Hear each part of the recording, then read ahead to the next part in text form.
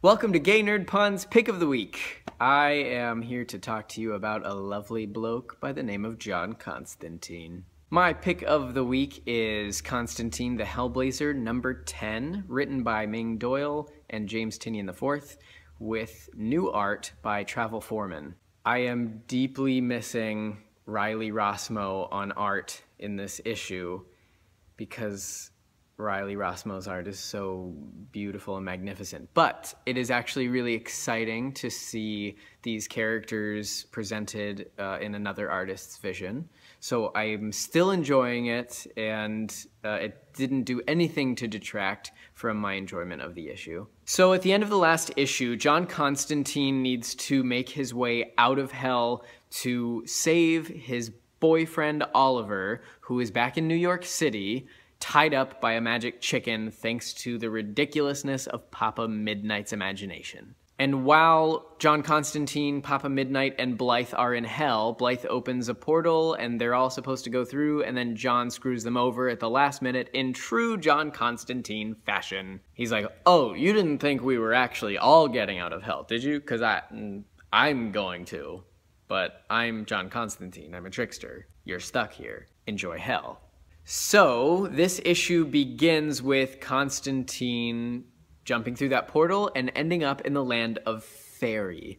Now, if any of you have ever seen anything fantasy related, you probably think about little fairies with pointy ears and giggles and things like that. The way Ming Doyle and James Tynion IV explain the land of fairy is so funny. Constantine asks a demon what he's afraid of, and half expecting some kind of silly answer like Disneyland, the demon answers fairy.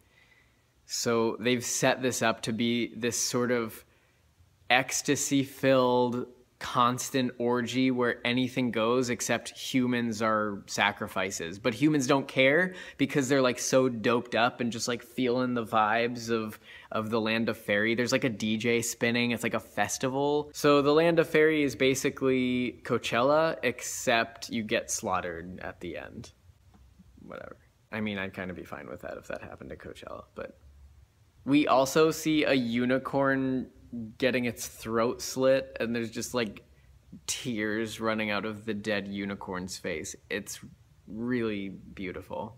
So, smooth talker that he is, John befriends a fairy and convinces this fairy that he can make this fairy experience ecstasy unknown if only this fairy will transport him back to New York City.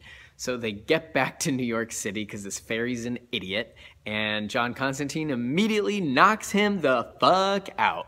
He just like punches him in the jaw. It's great. So John is back in New York City. He doesn't care about that fairy. It'll figure its way home somehow. And he goes back to Oliver and rescues him, or rather unties him from this magical chicken. Over the last several issues, Constantine has been really battling with his relationship with Oliver and whether it's selfish or whether he can actually be in a relationship.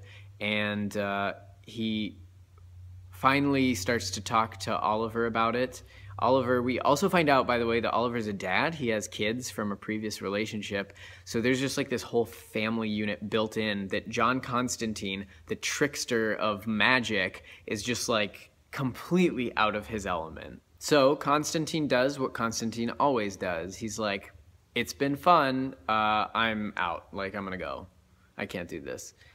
But something we are seeing in Oliver is that he's not afraid and he wants to stick with him, and Constantine is really battling this because John Constantine has watched so many people die who he loved, and all because of the circumstances of his life and the nature of his sort of hellish adventures. He isn't able to continue being selfish, blindly kind of going along with this relationship. But Oliver is like, "Hey, I was just tied up naked to a magic chicken for like a day, and do you see me standing here? Like, I'm not going anywhere. We're already in this. I'm not safe now because of you, but I'm also not walking away." And I think that that's really scaring Constantine, because John Constantine is so good at walking away and breaking people's hearts and walking out of their lives completely. And here's this guy who's not letting him do that. And so Constantine has to get colder and colder because he really believes he's doing the right thing.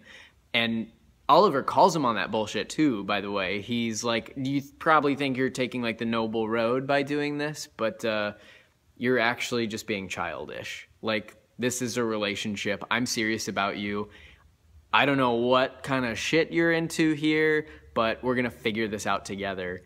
And Constantine walks away. I'm just really, really hoping that this works out with Oliver and Constantine, because Constantine has not had a lot of good luck in the relationship department in a very long time. And as messed up as he is, he deserves something good. And Oliver seems like such a fascinating character, and that he might actually be strong enough to handle all of the crazy magic bullshit. So, fingers crossed. It's funny because I get so frustrated reading this comic series because I love this character so much. And the thing that's so great about him is that he's charming, we root for him, we love him, but he also fucks up constantly. And we see him make those decisions where we're like, no, you should have gone left, but then you went right and you just broke this person's heart. And so it kind of breaks your heart a little reading it, because it's like, oh, damn it, you're doing this to yourself, John Constantine. So a tip of the hat to Ming Doyle and James Tynion IV for creating this wonderful series with this character that I've loved already from all the previous incarnations.